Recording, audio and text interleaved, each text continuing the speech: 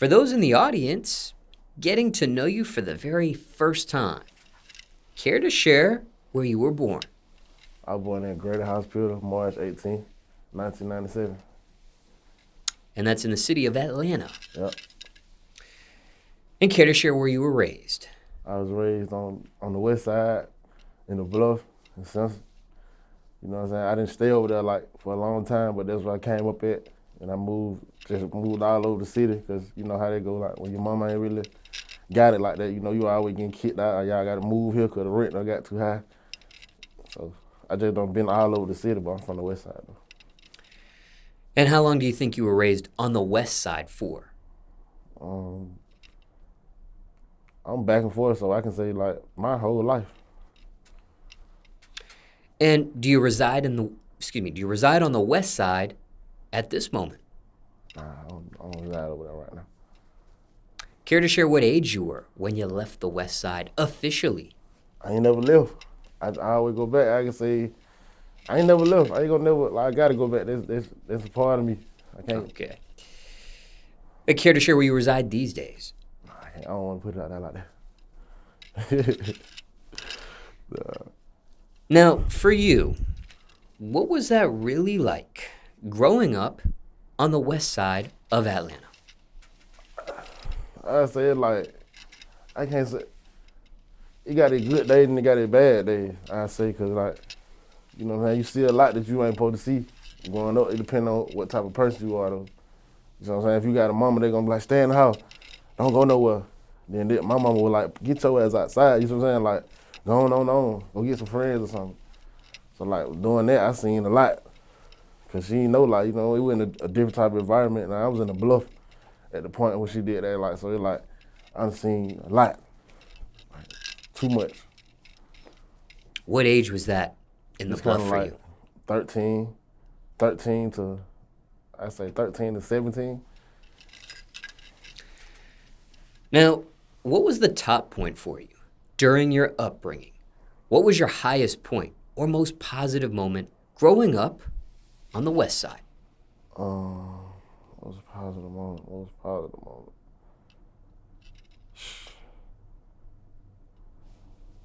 Ooh, shit, probably knowing that we finna move. Probably just knowing like, now we finna leave and we finna just, you know what I'm saying, it's finna get better for us. You know what I'm saying? But that probably the best time, probably like, we finna leave them over and go to something new and get a new beginning. And on the opposite end of the spectrum, before that new beginning started, what was the bottom point for you during your upbringing on the west side? What was your lowest point or most negative moment growing up there? When my man died, his name done tight, and like we was working on like a mixtape. I was probably like 17 at the time, and it was around Christmas. He was telling me like, I'm gonna take you to the mall. You've been working. You've been doing all this. You've been putting in work in. I'm gonna take you to the mall. We're gonna splurge. And then I'm waiting on that. You know what I'm saying? I'm in the car with my dad. He bringing me back to the Bluff. And like, I got that call like, man, you know, such and such passed away, bro. I'm like, it just hurt me because like, I was just talking to the man like, on the phone with him an hour ago. That's when I knew it was real. Like, damn, you can really die and you can't see these folks. No, never again hear them or speak to them, touch them, nothing. Probably in your dream, but yeah, that's it right now. And who was that person to you? He was like a friend, a real friend. He was way older than me, but he was a real friend. I learned a lot from him, street-wise. Do you remember how you two met for the very first time? How I did what? Do you remember how you two met for the very first time? Oh, yeah. He, okay, so he was at a dice game, right? So they playing dice. And like, he struck out. Like, he wrote the wrong number. He struck out, and I was laughing. He was like, who are these young nigga right here? I slap him. I slap shit out you, young nigga. What's up? So I'm like, who you gonna slap? You know what I'm saying? So he like, I like these young niggas. I'm still telling him, like, I ain't going for nothing. But that was how we met. And he liked it that I was a stand-up guy. Like, these young niggas won't let me slap him. So he just, you know what I'm saying? I went in here how we just talking, like where you from? I told him where I'm from. So just went on like that. And what was the age difference between you two back then? Ooh, he had just got out of prison. He probably like, I can't say the exact age. He probably like Rough 27 estimate. Or some shit like that. And I know I was like 17.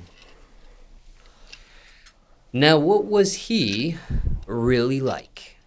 He was a good dude. He was a hustler. He was a good dude, hustler. He just had a short temper. You know what I'm saying?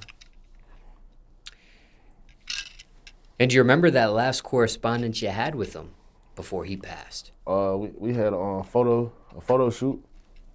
We had a photo shoot. I remember that. That was like the last time I really just seen him physically, been around him. We had a photo shoot. And was that like 24 hours before the death took place? Nah, Or? it was probably like a couple weeks. And how were you notified he, in fact, had passed? A phone call. Now, do you have a favorite memory of him you'd like to share with the audience today? I can't say it. I can't say it. What about this? What's the best advice you received from him, or most important thing you learned being around him, if anything? Don't let nobody play with you. That's what I learned from him. I seen him just spaz out anytime somebody, but you don't really supposed to move like that, but he just showed me like, be a man, you know what I'm saying? Like don't let nothing, if it don't let it slide, if you like that, don't let it slide. And pardon my brain fog here, but did you say that it was a mixtape you two were Yep. putting out? Yeah, we was gonna put out a mixtape. What ended up happening with that mixtape? He had printed up like a whole bunch of CDs. They probably still floating around the block right now, but he printed up a whole bunch of CDs. They just ain't nothing happened. Like that was just it. Wait. So the mixtape released before his death? It didn't release. He was going to release. He was getting everything pressed up. He had got the. You remember back then they were putting stamps on the CDs. They said "Trust me now, hate me later." It had the track out. It had the case on it and all that. But you know what I'm saying? You didn't ever get to release it. So it was ready for release, Yeah, but never saw the light of day. Yeah, never saw the light of day. And that was just a collaboration mixtape of you two together. Yeah, me, him, and some other artists. Yeah. So like a compilation?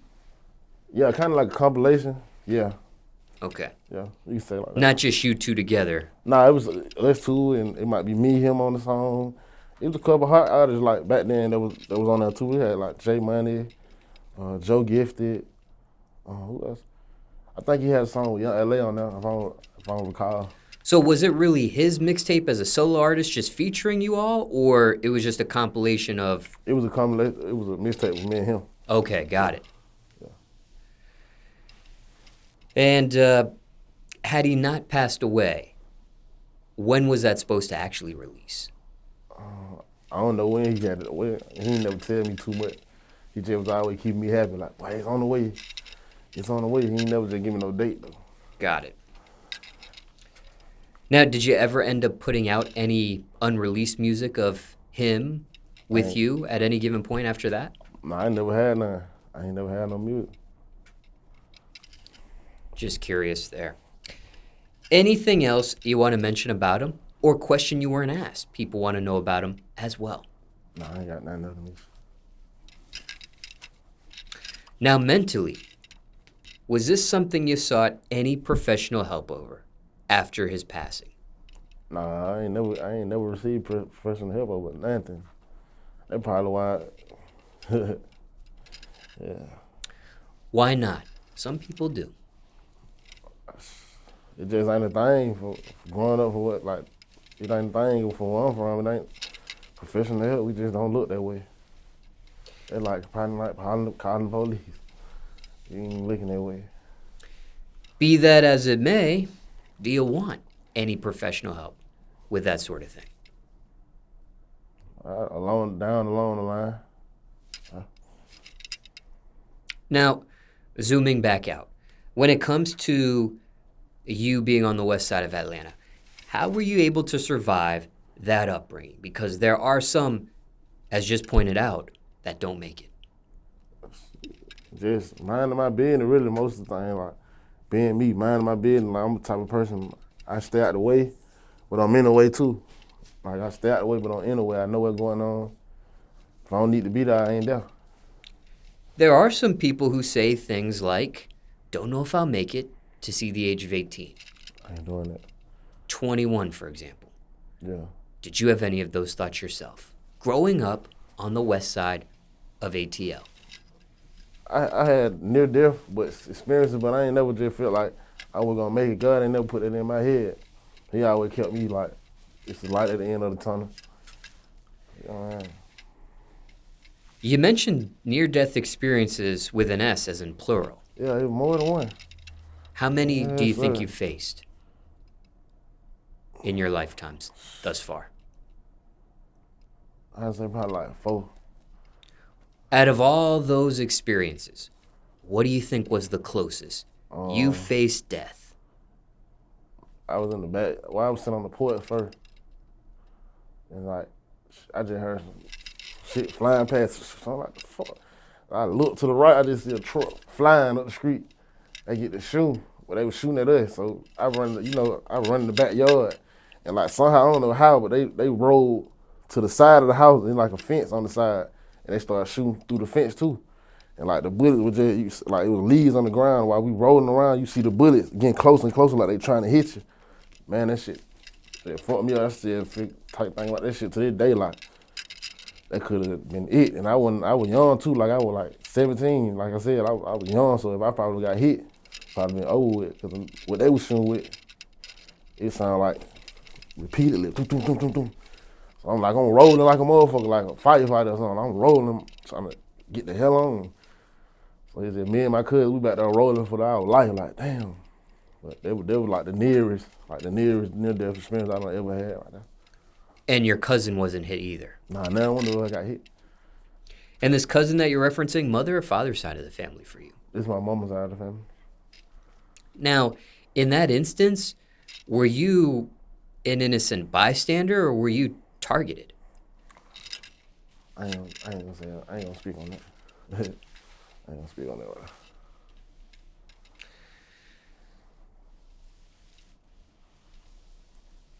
Now, even though you never had those thoughts of not being able to see the age of 18 or 21 or things of that nature,